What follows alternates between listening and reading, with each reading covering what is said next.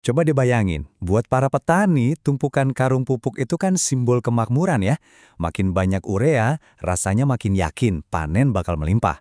Tapi, gimana kalau ternyata praktek yang kita andalkan selama ini justru pelan-pelan meracuni sumber kehidupan kita sendiri? Yuk kita bongkar bareng-bareng jebakan ini. Kedengarannya emang keras banget ya. Tapi, ini kenyataan pahit yang harus kita hadapi.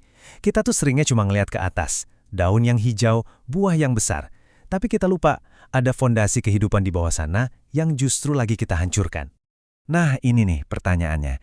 Kita ini sebenarnya lagi nyuburin tanah buat masa depan? Atau jangan-jangan kita cuma ngasih candu kimia ke tanah yang bikin dia makin sakit dan ketergantungan? Inilah yang akan kita telusuri.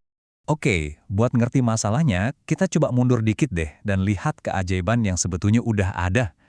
Alam dengan kecerdasan yang luar biasa, itu punya pabrik pupuk sendiri, pabrik pupuk raksasa. Gratis, efisien, dan sumbernya ada di udara yang kita hirup tiap hari. Yap, bener banget. 78% atmosfer kita itu nitrogen, nutrisi utama buat tanaman. Ini kan aneh ya, ibaratnya kita hidup di lautan makanan tapi malah kelaparan. Kalau nitrogen ada di mana-mana, kenapa kita harus repot-repot beli dalam karung? Nah, ini dia kuncinya. Nitrogen di udara atau N2 itu ibarat makanan enak banget, tapi dikunci di dalam brankas baja. Tanaman bisa lihat, tapi nggak bisa makan. Mereka butuh kunci buat ngebuka brankas itu dan ngubah nitrogen jadi nitrat, bentuk yang siap santap. Terus yang pegang kuncinya siapa? Bukan kita loh. Jawabannya, miliaran pekerja super kecil di dalam tanah, para mikroba. Mereka ini melakukan tarian biologi yang luar biasa. Satu kelompok membuka brankas nitrogen dari udara, ngubah jadi amonia. Kelompok lain memasaknya jadi nitrat. Nah, baru deh tanaman bisa pesta. Ini bukan pabrik kimia, ini ekosistem kehidupan yang dinamis. Terus, datanglah kita dengan jalan pintas, pupuk kimia. Solusi instan yang kelihatannya ajaib, panen melimpah, daun jadi hijau. Tapi, setiap jalan pintas itu punya biaya tersembunyi.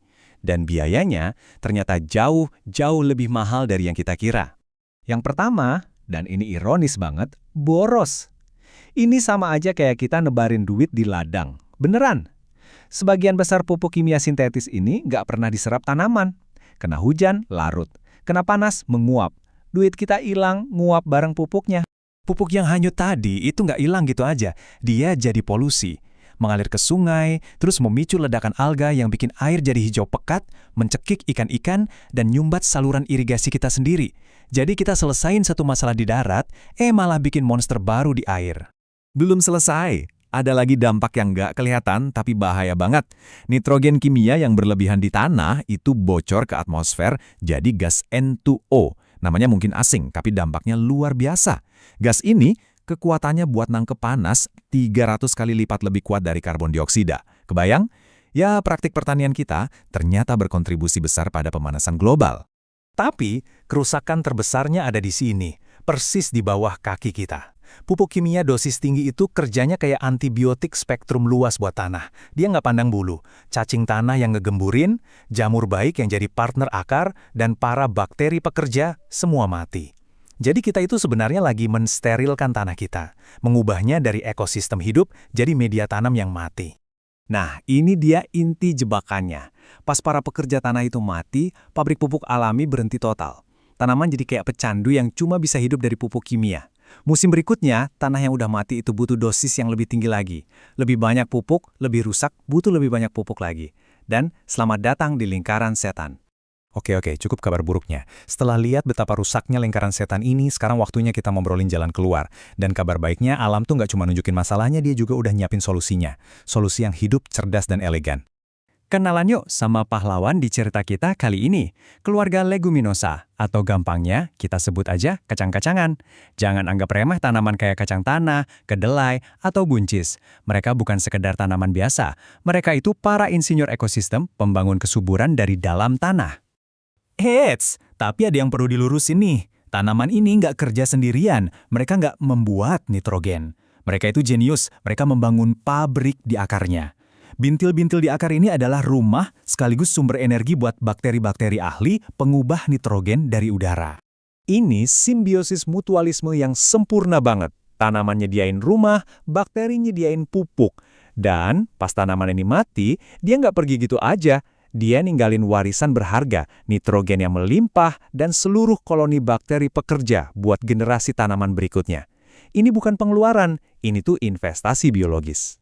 Oke, teorinya keren. Tapi praktiknya di lapangan gimana? Kabar baiknya, ini bukan ilmu yang rumit. Petani-petani zaman dulu udah ngelakuin ini berabad-abad.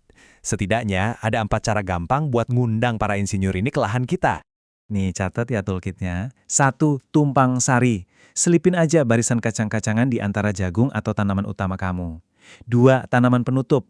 Pas lahan lagi istirahat, biarin kacang-kacangan nutupin tanah, biar terlindung dari erosi sekaligus jadi subur. 3. Pupuk hijau. Tanam terus bajak lagi ke tanah. Jadi kayak bom nutrisi organik. Dan 4. Rotasi tanaman. Gilir tanaman utama kamu sama semusim penuh kacang-kacangan. Semua teknik tadi itu intinya cuma satu kok, pergeseran cara berpikir yang fundamental banget, pergeseran terbesar yang bisa kita lakukan. Kita harus berhenti mikirin nyuapin tanaman dan mulai fokus buat ngidupin tanahnya. Coba deh kita lihat bedanya. Di satu sisi, cara lama itu kayak nyuapin tanaman, kayak pasien diinfus, bikin ketergantungan. Di sisi lain, cara hidup, kita bangun ekosistemnya. Bikin semacam restoran prasmanan di mana tanaman bisa ngambil apa yang mereka butuh, kapanpun mereka butuh, dengan jadi mitra alam. Dan inilah kesimpulan dari semua ini. Tanah yang subur itu bukan yang penuh pupuk, tapi yang penuh kehidupan. Kesuburan sejati itu hidup, bernafas, dan terus bekerja di bawah telapak kaki kita. Jadi pertanyaannya balik lagi ke kita.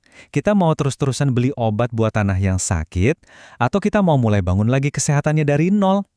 Pilihan ada di tangan kita, terus terjebak dalam lingkaran setan, atau mulai membangun lingkaran kehidupan.